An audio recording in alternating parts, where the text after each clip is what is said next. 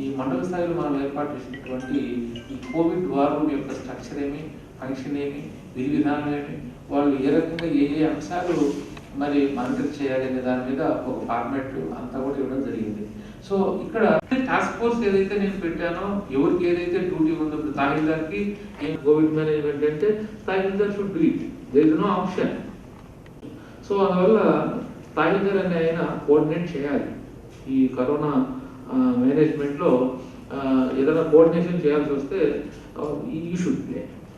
మరి containment operations implement చేయడం, containment operate Jones మనం డిక్లేర్ చేసిన తర్వాత వాటిని ఇంప్లిమెంటేషన్లో చాలా గ్యాప్స్ ఉన్నాయి. కంటైన్మెంట్ ఆపరేషన్స్కి ఆ విలేజ్ సెక్రటరీ పరిధిలో పెట్టుకొని కంటైన్మెంట్ ఆపరేషన్స్ను గట్టిగా మానిటర్ చేయాలి. ఇంకా పోతే ఇంపోజ్ చేయడం వల్ల కానీ, లేదా హోమ్ ఐసోలేషన్లో ఉన్నటువంటి కేసుల విషయంలో కానీ, ఎసెన్షియల్ కమోడిటీస్ సప్లై విషయంలో కూడా తహసీల్దారు కనుక్కొని గ్రామాల వారిగా దాన్ని కూడా కొద్దిగా మానిటర్ చేసుకోవాలి. ఎవరికైనా సరే ఎసెన్షియల్ కమ్యూనిటీ నిత్యావసర సరుకులు గ్యాప్ ఉంటే ఏదైనా ఒక గ్రామంలో అవి అన్ని విధంగా ఫెసిలిటేషన్ చేయాలి. సో ఇట్లా అట్లా కర్ఫ్యూ ఇంప్లిమెంటేషన్ చేయాలి. సో ఇది ఈ రోల్ క్లారిటీ ఇస్తున్నారు. అయితే చాలా మంది రోల్ అది రియల్గా అవ్వాలి కదా, ఆ తహసీల్దార్ టైంలో ఏం సర్వేలు చేస్తున్నారు నాకు తెలియకుండా. So there are 2 representatives. అంతకుముందు వాళ్ళు గ్రామ నౌకర్లు అనేవాళ్ళం. ఇంతమంది పవర్ని ఎక్సర్సైజ్ చేయాలి.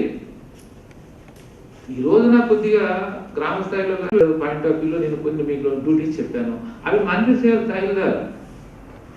ఇవన్నీ కూడా ఎన్ఫోర్స్మెంట్, బికాస్ వీఆర్ మినిస్టేట్ మాకు. నేను సర్వీస్లో చేరేటప్పటికే 94 అనే దానికి ఇప్పుడు చెప్పిస్తుంది. దాన్ని చాలా ఎలాబరేట్గా ఉంది, అందరికీ కాపీ ఇచ్చాము. దీంట్లో గ్రామ స్థాయిలో సర్పంచ్ చైర్మన్గా, పంచాయతీ సెక్రటరీ నోడల్ ఆఫీసర్గా, కలెక్టర్ గారికి ప్రొసీడింగ్స్ అందరూ చేతులు చూసుకోండి. దాన్ని ఇది యాక్టివేట్ చేయడం కోసమే ఇది ఎవరు చేయాలి, ఫస్ట్ ఏమి చేయాలో, ఎలా ఉండాలో, స్ట్రక్చరు ఫంక్షన్ రోడ్డు మీరు తెలుసుకున్నట్టయితే దాన్ని మళ్ళీ తిరిగి మీరు గ్రామాలకు వెళ్ళి, మండలాలకు వెళ్ళి ఆయా గ్రామాల్లో దాన్ని కాన్స్టిట్యూట్ చేస్తూ, ఆ కాన్స్టిట్యూట్ చేసిన వాళ్ళ constitute members what they have to do అనే మాట మీరు వాళ్ళు ట్రైనింగ్ ఇవ్వాలి. ప్రతి మండలంలో ఒక పూట 5 లేక 6 పంచాయతీలకు సంబంధించిన వాళ్ళని పిలిపించి, రిప్రజెంటేటివ్స్ మాత్రమే పిలవండి, అందరూ కాదు. వాలంటీర్స్ అందరూ మెంబర్సే, కానీ ప్లీజ్ సెలెక్ట్ ఓన్లీ 2 వాలంటీర్స్. అలాగే వార్డ్ మెంబర్స్ అందరూ మెంబర్సే, కానీ select 1 SC and ST member and women member. ఇలాగ సెలెక్ట్గా తీసుకుంటూ ఒక గ్రూప్ ఆఫ్ 5 లేక 6 పంచాయతీల్లో 12-60 మంది ఉంటారు. ఆ 60 మందికి ఒక పూట ట్రైనింగ్ ఇస్తారు, నెక్స్ట్ ఇంకో బ్యాచ్ తీసుకుంటారు. అట్లా దీన్ని కాన్స్టిట్యూట్ చేస్తూ, ఫిజికల్గా ఉంచుతూ, మెంబర్షిప్ తయారు చేసి, వాళ్ళను మైండ్ తయారు చేసి ఫుల్ ప్రిపరేషన్లో మళ్ళీ గ్రామాన్ని పంపిస్తే వాళ్ళు ఈ యాక్టివిటీని కంటిన్యూస్గా చేయడం కోసము check list, though it is English, మీరు అందరూ ఇంగ్లీష్లో ఉన్నప్పటికీ what is going to be there in the ఫీల్డ్ని తెలుగులో తర్జుమా చేసి మీకు ఇచ్చాము. ఇదే కాపీ మీరు వాళ్ళు కూడా వాడతారు, వాళ్ళకి ఇస్తారు. జియో వరకు నేను తెలుగులో కాకుండా ఇంగ్లీష్లో ఇచ్చాము, because time constraint, it can be understood by the officers here. ఈ మండల స్థాయిలో జరిగే ఈ కోవిడ్ వార్ రూమ్లో కనీసం ఆల్టర్నేటివ్ అయినా సరే, ఇక్కడ మన కోవిడ్ వార్ రూమ్ నేను ఇన్ఛార్జ్గా ఒక అతన్ని పెట్టింది, అది అడ్మినిస్ట్రేటివ్ ఆస్పెక్ట్. అక్కడ పనిచేసే 2 షిఫ్ట్లలో వేసినటువంటి మనుషులు హాజరవుతున్నారా లేదా, మరి హాజరైతే పనిచేస్తున్నారా లేదా, మరి ఏదైతే ఇన్ఫర్మేషన్ గ్యాదర్ చేయాలో సెక్రటరియట్ వారిగా ఆ ఇన్ఫర్మేషన్ అంతా కూడా కలెక్ట్ చేస్తున్నారా లేదా, అది ఇచ్చిపోతున్నారా లేదా అని, అది ఒక ఫంక్షనాలిటీ ఆస్పెక్ట్లోనే నేను కోవిడ్ వార్ రూమ్ ఇన్ఛార్జ్ అని ఒక అతను చేశాను మండల్లో మొన్న 56 మందిలో. దాంట్లో నేను ఏం చేశానంటే అందరినీ కలిపాను. మండలి ఎవరైతే కాస్త మనకు కాంపిటేటివ్గా చేయగలుగుతారో వాళ్ళని ఒకరిని పికప్ చేసి పెట్టామన్నమాట. కోవిడ్ మేనేజ్మెంట్లో మన జిల్లా వరకు ఇంతవరకు ఎక్కడా కూడా అన్టోవర్డ్ ఇన్సిడెంట్ ఏది విజిబుల్గా కానీ, దానికి కారణం జిల్లా స్థాయిలో పనిచేసే అధికారులు కానీ, అట్లాగే క్షేత్రస్థాయిలో పనిచేసే అధికారులు కానీ అందరూ కూడా సమన్వయంతో కష్టపడి పనిచేయడం అనేది 100% వాస్తవం.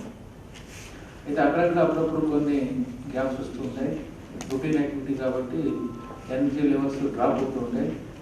సో ఆ టైంలో మేము కూడా ఇన్వాల్వ్ అయ్యి వెంటనే లిఫ్ట్ చేయడానికి ప్రయత్నం చేస్తున్నాం. దానివల్ల మళ్ళీ మనం యథావిధిగా ఏ స్థాయికి రావాలో ఆ స్థాయికి వస్తున్నాం. అట్లాగే మనందరం అర్థం చేసుకోవాల్సింది ఈ కోవిడ్ పాండమిక్ మేనేజ్మెంట్లో గతంలో మనకు దీని యొక్క అనుభవం లేదు కాబట్టి దీనికి ఒక ప్రూవన్ మెథడాలజీ లేదా ప్రూవన్ స్ట్రాటజీ లేదా ప్రూవన్ అప్రోచ్ ఏది కూడా లేదు. సో అందు గురించి మొత్తం వ్యవహారం అంతా కూడా ట్రయల్ అండ్ ఎర్రర్ బేసిస్ మీదనే వెళ్తుంటుంది. ఏదో ఒక అప్రోచ్ తీసుకుంటాం, దాన్ని ఇంప్లిమెంట్ చేస్తూ ఉంటాం, కొన్ని గ్యాప్స్ కనిపిస్తాయి, ఆ గ్యాప్స్ని రెక్టిఫై చేయడానికి మళ్ళీ ఎగ్జిస్టింగ్ అప్రోచ్ ఏదైతే ఉందో దాన్ని రివైజ్ చేస్తాం, మళ్ళీ ముందుకు వెళ్తుంటాం, మళ్ళీ అవసరమైతే మారుతుంది అనమాట. ఇట్లా కంటిన్యూస్గా మనకు ఈ స్ట్రాటజీ అనేది ఎప్పటికప్పుడు అవసరాన్ని బట్టి మనం రివైజ్ చేసుకుంటూ ఉన్నాం.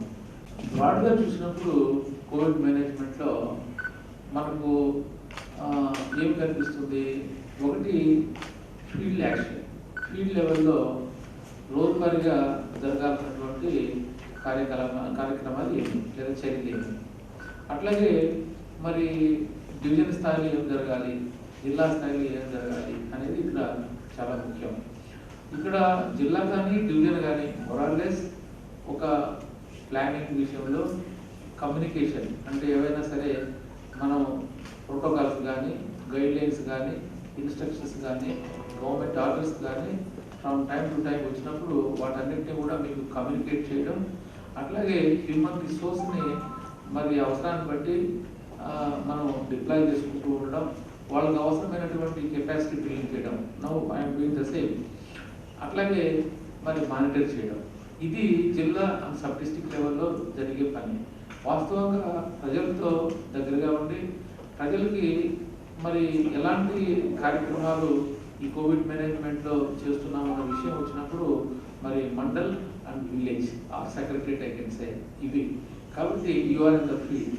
మీరు చేసేదే ఇక్కడ యాక్చువల్గా ప్రజలకి చేరేది.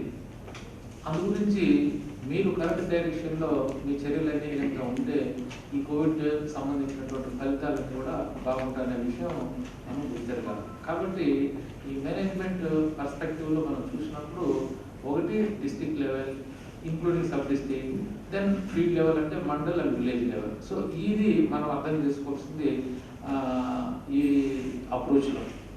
సో ఇప్పుడు మీరు మండల్ అండ్ కిలో లెవెల్లో ఇప్పుడు మనం డివైడ్ చేసుకున్నటువంటి ఈ మార్పు చేర్పు ఏమి? గతంలో కూడా మనం కోవిడ్ మేనేజ్మెంట్ చేస్తూనే ఉన్నాం.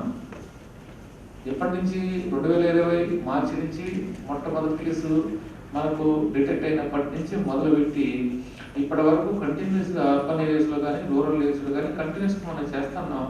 అవసరాలను బట్టి మనం నేను ఇందాక చెప్పినట్టు మన అప్రోచెస్లో దాన్ని ట్యాకిల్ చేయడానికి మనం కొన్ని మార్పులు చేర్పులు వ్యూహాల్లో చేసుకుంటున్నాం అన్నమాట. సో ఇప్పుడు మీకు నేను చెప్పొచ్చేది ఆల్రెడీ ఒక పార్ట్ గట్టిగా చెప్పినా మొన్న వీడియో కాన్ఫరెన్స్లో. సరే, ఈ కొన్ని విషయాల్లో మీరందరూ గుర్తుపెట్టుకోవాల్సింది, ఎందుకు కలెక్టర్ గారు ఇట్లా ముఖాముఖిగా పిలుస్తారు కొన్ని సందర్భాల్లో అనేది మీకు కూడా చెప్పాలి. నేను ఎప్పుడు కూడా ఇక్కడ ప్రజలు ఒకవైపు, ప్రభుత్వంలో పనిచేసే మనం ఒకవైపు అనుకున్నప్పుడు మనము ప్రజల్లో లాగా లోపల కూర్చొని కట్టడిలో ఉండడానికి వీల్లేదనేది నా యొక్క అభిప్రాయం. ఈ కోవిడ్ మేనేజ్మెంట్లో మీరు చూస్తూనే ఉన్నారు. మనకు హ్యూమన్ రిసోర్స్ పరంగా కొన్ని జిల్లాలో పోస్టులు ఖాళీగా ఉండి, కొంతమంది రిటైర్మెంట్ ఏజ్లో ఉండి, మరి కొంతమంది ఎఫిషియన్సీస్ పాయింట్ ఆఫ్ వ్యూలో చూసినా ఏదో అట్లా పనిచేసేవాళ్ళు. ఇన్ని ఎఫిషియన్సీస్ ఉన్నా కూడా ఎప్పుడు కూడా ప్రకాశం జిల్లాలో కోవిడ్ మేనేజ్మెంట్లో మనం వెనకబడలేదు. ఏదో కొన్ని సర్వేలు స్టాటిస్టికల్గా ఏదో అనుకుంటే మళ్ళీ పైకి లాగాం, కానీ ఓవరాల్ మనం యొక్క స్ట్రాటజీ కానీ, మన యొక్క అప్రోచ్ కానీ, మన మానిటరింగ్ కానీ, టైమ్లీ యాక్షన్ కానీ, హ్యూమన్ రిసోర్స్ డిప్లాయ్మెంట్ కానీ ఇవన్నీ కూడా ఇప్పుడు మనం వెనకబడలేదన్నమాట. సో అలా ముందుకు వెళ్తున్నాం. సో ఈ పాయింట్ ఆఫ్ వ్యూలో మనము చూసినప్పుడు ఇప్పుడు లేటెస్ట్గా వచ్చినటువంటి మార్పు ఏంటంటే ఇది డీసెంట్రలైజ్ అవ్వాలనేది.